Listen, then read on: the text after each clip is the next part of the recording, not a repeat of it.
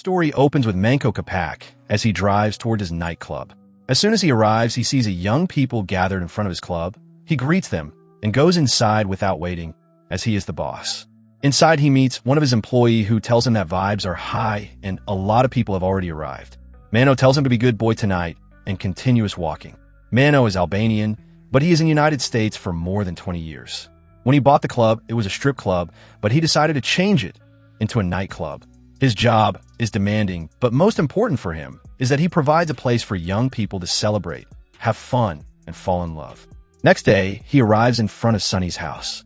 And before entering, he looks tired and exhausted, but Mano takes few pills and goes inside for a little action. Unfortunately, while making love, he gets heart attack and ends up in hospital.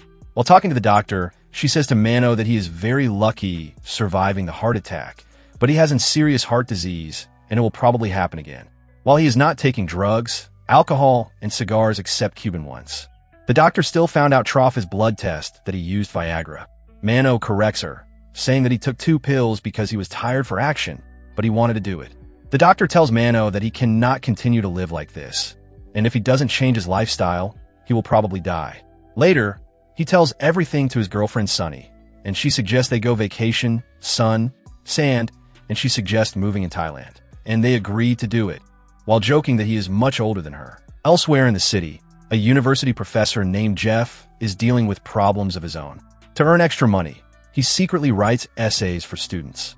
Unfortunately, one of those papers belongs to the son of Officer Schlosser.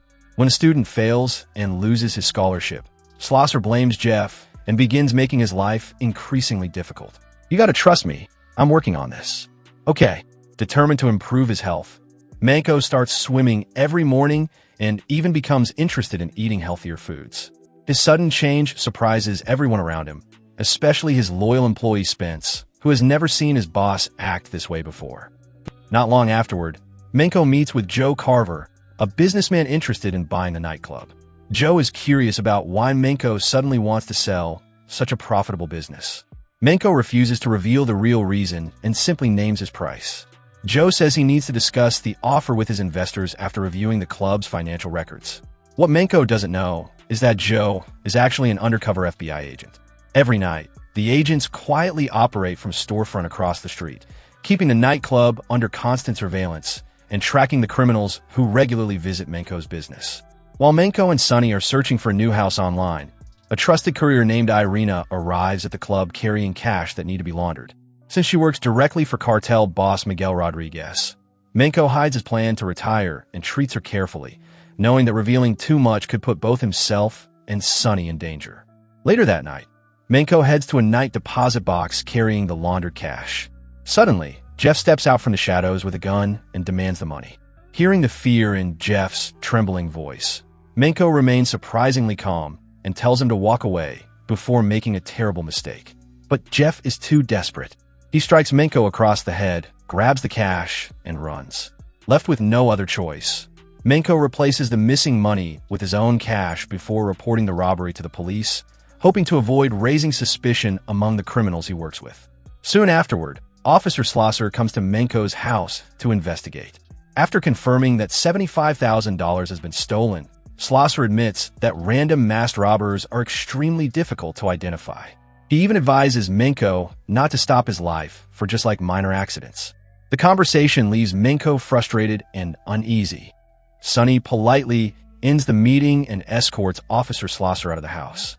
Back at the university, Jeff prepares to hand over the stolen money to Officer Schlosser. Before meeting him, however, he secretly keeps $10,000 for himself. At the bank, he nervously chooses a cheerful teller named Carrie instead of a stricter one, believing she will ask fewer questions. Instead, he makes the worst possible choice. The moment Jeff asks her to deposit exactly $9,999, Carrie immediately becomes suspicious. She carefully makes sure the security cameras capture his face before quietly writing her phone number on the receipt, telling him to meet her that evening. Confused and uneasy, Jeff leaves the bank before meeting Schlosser and handing over the rest of the stolen money. Even then, Schlosser is still not satisfied and orders Jeff to keep stealing until all of his son's university expenses are covered. I want you to hit him again. Elsewhere in the city, Agent Joe manages to spend a night at the home of Cartel boss El Burro's daughter. She barely remembers what happened the previous night and simply tells Joe to leave. Despite the awkward ending, Joe knows his undercover mission is slowly bringing him closer to the cartel's inner circle. Later, Joe returns to Menko with an official offer to buy the nightclub. The price is far lower than Menko expected. Furious, Menko immediately rejects the offer and tells Joe not to waste his time. Sonny calmly advises Menko to negotiate instead of searching for another buyer. They do not have another 2 or 3 months to wait if they truly want to leave this life behind. That evening, Jeff meets Carrie at a Japanese restaurant filled with waitresses in yellow uniforms. Already uncomfortable around Carrie, Jeff directly asks why she wanted to see him. Carrie does not hide her intentions. She admits she wants to become part of Jeff's criminal activities. After spending years working behind a bank counter, she's been waiting for something exciting like this. Jeff desperately tries to explain that she has misunderstood everything, but Carrie refuses to listen. Instead, she threatens to report both the suspicious deposit and his robbery unless he lets her join him. With no way out, Jeff is forced to agree. Meanwhile, Miguel Rodriguez arrives at Menko's nightclub with several of his men to ask about the robbery. Believing Menko was specifically targeted, Miguel wants answers. Thinking quickly, saying they should not let one small incident interrupt business. Miguel appreciates everything Menko has done for the cartel, but he also gives him a clear warning. Another mistake like this will not be tolerated because he refuses to accept unnecessary risks. However, Jeff and Carrie are waiting near the night deposit box again. Carrie seems thrilled by the whole situation. She even brings masks and a handgun, while Jeff can only sit there taking deep nervous breaths. Hours later, Menko arrives, convinced the frightened robber from the previous night will never dare return. The moment Menko steps out of his car, Jeff and Carrie rush toward him and demand the money. Menko calmly tries to talk them out of it once again, but Carrie fires a warning shot into a nearby wall before grabbing the cash and running. Menko immediately jumps into his car and chases them through the streets, but his pursuit ends as his vehicle crashes. He fires several shots, but every bullet misses, allowing the robbers to escape once again. Thrilled by the successful robbery, Carrie kisses Jeff while he is still driving and tells him to head to a nearby hotel. Menko returns home furious with himself. He realizes that age is slowly catching up with him and he no longer has the strength he once did. Sonny gently tries to calm down and even suggests using a meditation app to help reduce his stress. The next morning, Officer Schlosser learns that there were 2 robbers involved in the latest robbery and immediately calls Jeff for an explanation. But Jeff is still asleep, making Schlosser even more furious. Elsewhere, Agent Joe is enjoying himself at a karaoke bar with El Burro's nieces when another FBI agent arrives with good news. The team is finally close to securing enough money to match Menko's asking price for the nightclub, and he immediately sends Menko a message with an improved offer while Menko is following a meditation session. When Jeff finally wakes up, he realizes Carrie is gone. Panic immediately sets in, but Carrie soon returns with news that is even worse. She has lost every dollar at a casino. Acting as though nothing happened, Carrie casually suggests another robbery. Jeff feels his entire world collapse. He explains that without the money, Officer Schlosser will send him straight to prison. At that moment, Schlosser calls. Furious, he demands the money immediately and also asks about Carrie. Jeff avoids answering both questions and begs for a little more time, claiming he has run into unexpected problems. Schlosser reluctantly gives him one final deadline of just 1 day. Before hanging up, he also reminds Jeff that he wants the extra $10,000 Jeff secretly kept for himself. After the call, Schlosser gives his daughter a brand new phone as a birthday present. That night, Irene arrives at Menko's nightclub earlier than usual and urgently tells him that Miguel Rodriguez wants to see him immediately. Menko reassures Sonny not to worry, reminding her that he has known the Rodriguez family for many years. As Menko leaves with Irina, the FBI surveillance team notices the unexpected meeting and quickly reports it to Joe. Sensing that something is wrong, Joe immediately gets into his car and follows them from a distance. Halfway through the drive, Menko suddenly pulls over and asks Irina why Miguel has summoned him. Irina admits she knows nothing and says she was only ordered to bring him to the mansion for a private conversation. Wanting to know what is really going on, Menko offers her a bribe. Irina pulls out a gun and orders him to keep driving. Menko remains completely calm. He He patiently explains that if she shoots him inside the car, his body will collapse over the steering wheel with blood everywhere. She will never be able to drive away unnoticed. Even if she escapes in a taxi, the driver will immediately notice her blood-stained face. And if the police arrest her, Miguel himself will silence her because she knows far too much about the cartel's money laundering operation. Realizing every word is true, Irina slowly lowers the gun.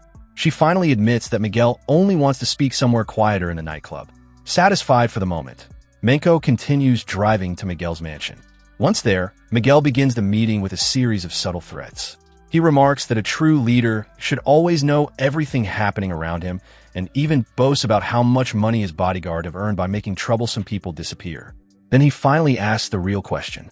Why do the robberies keep happening only to Menko? Menko calmly repeats Officer Schlosser's own advice, insisting that these are only minor incidents and promising they will never affect the cartel's future. Miguel finally loses his patience. With a signal, his men pull a plastic bag over Menko's head and begin suffocating him. Just then, Joe throws a rock through the mansion window, creating confusion among everyone inside. Using the distraction, Menko grabs a gun and opens fire before anyone else can react. Terrified, Irina begs Menko to spare her life. After making sure she will never reveal what happened inside the mansion, he decides to let her walk away alive. He searches for whoever threw the rock, but finds no one. With no time to waste, he sets Miguel's mansion on fire before driving away. Back at the nightclub, tension quickly rises between Sonny and Spence. Believing Menko has been killed, Spence panics and tries to take the money for himself before the cartel arrives. Sonny calmly tries to reason with him while slowly moving toward the desk where a gun is hidden. Before she can reach it, Spence grabs the gun first and forces her to tape herself to the chair. Outside the club, Carrie grows tired of waiting. She convinces Jeff that instead of robbing Menko on the street again, they should rob the nightclub itself. Running out of patience, Jeff reluctantly agrees. The two storm inside, with Carrie firing warning shots to clear a path. Hearing the gunfire, Spence assumes the cartel has arrived. As he turns, Sonny sprays pepper spray into his eyes and tries to free herself. Blind and panicked, Spence fires wildly, but misses. Carrie instinctively fires back, killing him. Carrie freezes in shock. She never intended to kill anyone. Jeff quickly grabs both her and the stolen money before dragging her out of the club. They manage to escape in the car, but Carrie is overwhelmed with guilt. Calling it blood money, she begins throwing cash out of the window one after another. As Jeff desperately tries to stop her, he loses control of the vehicle. The car skids off the road, killing Jeff instantly. Carrie stumbles out just before the car explodes. Still in shock, she slowly climbs back to the road, only to find a bear searching for food nearby. Fortunately, the animal simply walks away, sparing her life. Not long afterward, she's arrested by the police. During questioning, she confesses everything, including Officer Schlosser's blackmail and the robberies he forced Jeff to commit. Meanwhile, back at the nightclub, Sonny sits hopelessly after being questioned by police until Menko suddenly calls. Unaware of everything that has happened, Menko tells her to meet him at a private airfield with Spence so they can leave the country immediately before hanging up. Desperate for the missing money, Schlosser secretly follows Sonny to the airfield. At the same time, Agent Joe quietly follows Menko. Not long after Menko and Sonny reunite, Schlosser appears and points his gun at them. He accuses them of trying to flee after the nightclub shooting and demands money in exchange for letting them go. Just as the situation is about to spiral out of control, Joe arrives and once again orders Schlosser to drop his weapon. Joe exposes Schlosser's role in organizing the robberies, and a shootout erupts between them. As Schlosser becomes distracted, Menko strikes him from behind and forces the weapon to fire on himself. More officers soon arrive and temporarily detain Menko and Sonny for questioning. Later, Joe meets Menko with a stack of investigation files. He asks whether Menko knows Miguel's mysterious boss, El Burro. Menko honestly admits that he has never met El Burro personally, but everyone in California knows Miguel Rodriguez. Satisfied with the answer, Joe hands Menko and Sonny their passports. He explains that the FBI wanted the nightclub to control the money flow and get closer to the cartel's leadership. Menko worries that the cartel may still come after him. Joe calmly reassures him. Tomorrow's newspapers will report that Schlosser killed Miguel and then took his own life at the airfield. With both Miguel and Schlosser gone, the case will effectively come to an end. Finally free from the criminal world, Minko transfers ownership of the nightclub and leaves the country with Sunny, ready to begin a quieter and more peaceful life together.